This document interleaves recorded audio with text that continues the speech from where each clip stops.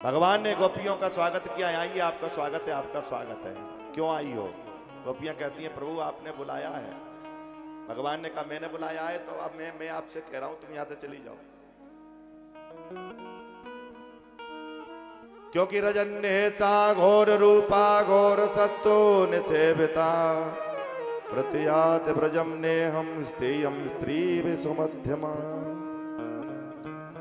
ये जंगल है, आसुरी प्रवृत्ति के जानवर रहते हैं। तुम अपने अपने पतियों को छोड़ करके चली आई।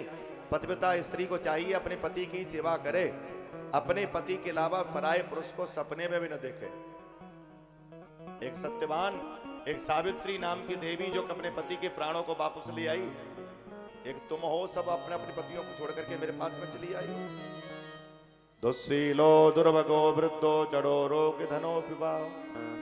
पत्नी के लिए पति कैसा भी हो, रोगी हो, धनहीन हो, कोड़ी हो, लेकिन उसके लिए सर्वोपरि पूजनीय है, वंदनीय है। गोपियां कहती हैं प्रभु मेरी भी एक कथा सुन लो। भगवान ने कहा सुनाओ। बोले कोई भी पत्नी अपने पति की सेवा करती है, उसका पति परदेश धन कमाने के लिए जावे तो क्या करना चाहिए? भगवान ने कहा तो पत्नी अपने पति का फोटो का पूजन करे। बोले कब तक? बोले जब तक पति लौट के ना आ जाए। बोले पति अगर लौट के आ गया हो, उस समय फोटो का पूजन करती हुई पत्नी पाई गई तो उस समय फोटो का पूजन करना चाहिए कि असली पति का स्वागत करना चाहिए? कहने लगी गोपियां, कहने लगी प्रभु जब असली पति आ जाए तो फोटो का पूजन बंद कर देना चाहिए। तो गोपियां कहती हैं कि जैसे मीराबाई जो कहती है ना कि मेरो तो गिरधर गोपाल दूसरो न कोई, जाके सिर मोर मुकुट मेरो पति सोई। ऐसे वर को बरे जो जन्मे और मर जाए, बरबरियो गोपाल जो चुगड़ो अमर है जाए। आप प्रभु संसारी पति तो टूट जाते हैं, फूट जाते हैं, मर जाते हैं, असली पति तो आप हैं। भगवान सबके पति हैं। कोई पुरुष भी कहना चाहे कि मेरे पति कैसे हो सकते, हम तो पुरुष हैं। तो आत्मा होती है कि होता है?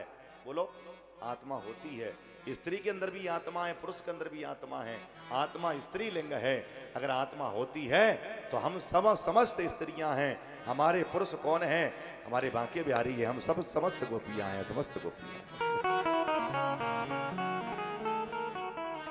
महाराज करने के लिए इच्छा प्रकट की है भगवान ने। आज अनेक अपने रूप में से अनेक रूप प्रकट कर दिए और आज गोपियों को थोड़ा सा मान आया है। भगवान गोपियों को छोड़ करके चले जाते हैं, राधा रानी को छोड़ कर चले जाते हैं।